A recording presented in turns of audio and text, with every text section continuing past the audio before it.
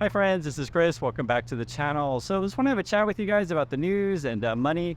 And sorry I haven't done one of these walk and talks for a while. Frankly, it's been way too hot outside and I don't know how it is in your neck of the woods, but we're approaching September and the weather's starting to get nice. So we better head outside some more.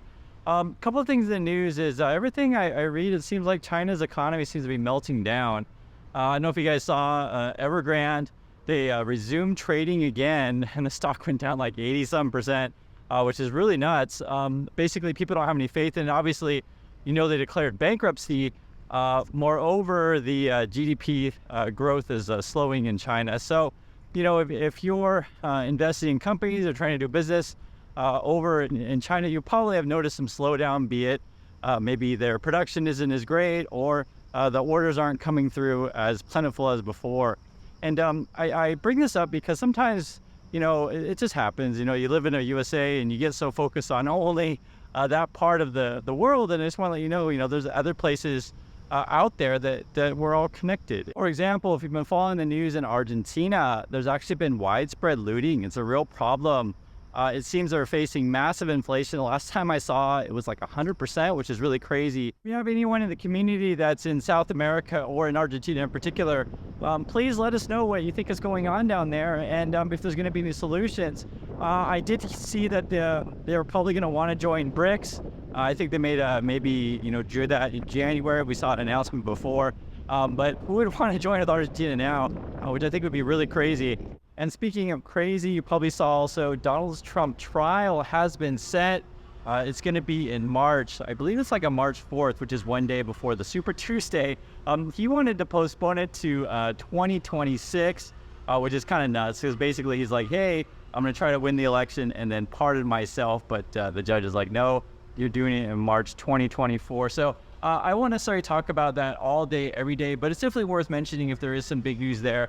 And I do think it's an important news story. Federal Chair Jerome Powell recently gave a speech over at Jackson Hole, and they keep saying the same thing over and over again, we're data dependent, etc. But there's some debate on Wall Street what they're going to do. So I feel theoretically they could do maybe one more raise. Even if they don't, they're probably still going to keep interest rates high for a while.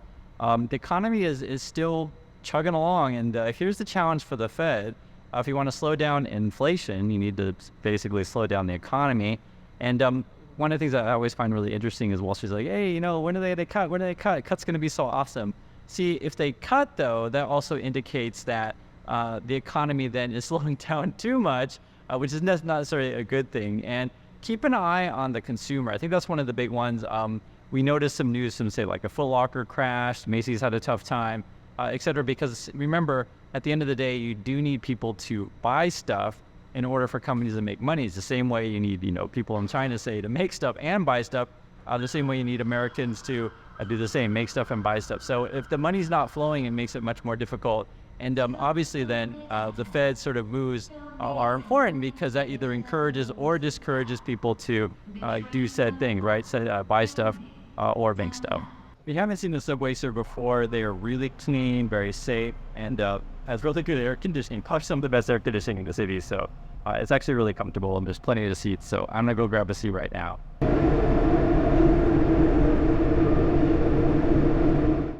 And for those into crypto, there was an interesting story that Bitcoin has reached the lowest trading volume in the last 4 years.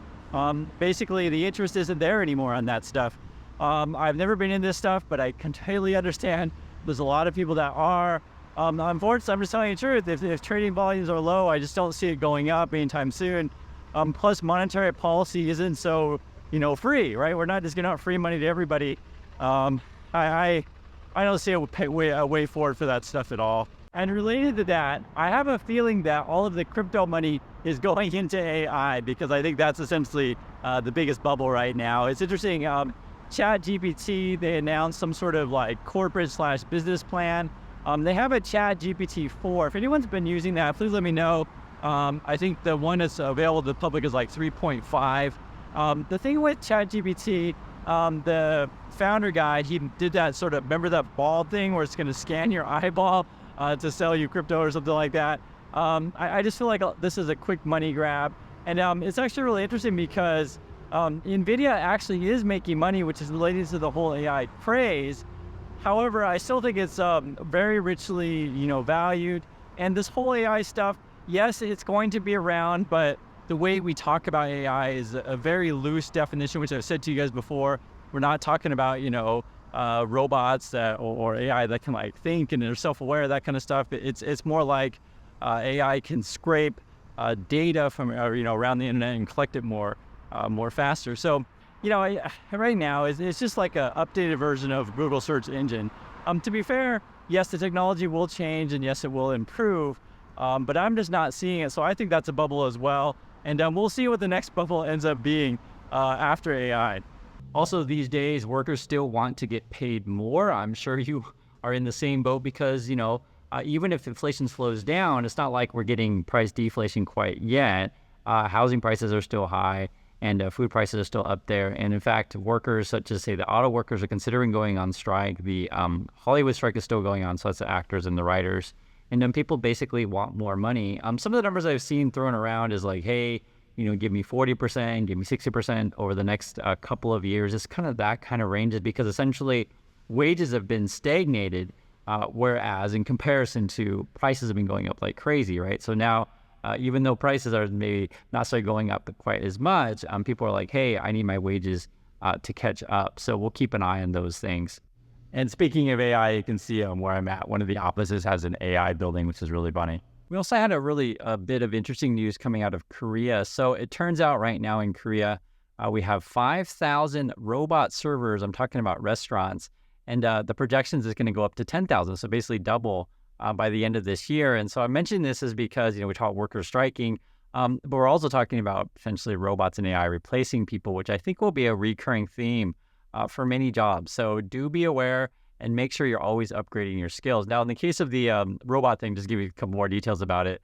It became a news story recently because 70% of the robots that are in Korea are actually from China because they can make them 10 to 20% cheaper. And so the government here in Korea is like, okay, so what do we do? Do we want to help our domestic robot industry? Should we put taxes on the Chinese robots, or should we just give subsidies to the restaurants? Because one of the things that's going on is that we actually have a shortage of workers here, if you can believe that, because the birth rates are so low. And moreover, from a restaurant's point of view, there's a quote from a manager, but you guys already know this kind of stuff. It's like, hey, the robot doesn't get sick, the robot doesn't complain, the robot is efficient. So, and those kind of jobs, and the robot server is basically like kind of like a moving tray. You don't really need a person to do it. And there's going to be a lot of jobs that are going to be like that. And so, when you talk about, say, if you're going to strike, you got to make sure that your skills are the type of skills that a robot can't replace and the employer basically can't get rid of you. And that's why I always say you got to be upgrading your skills and keep an eye on sort of what's going on around the world. So I do appreciate everyone's time. I got to get to work. I'm at the radio station now, and I'll catch you in the next video.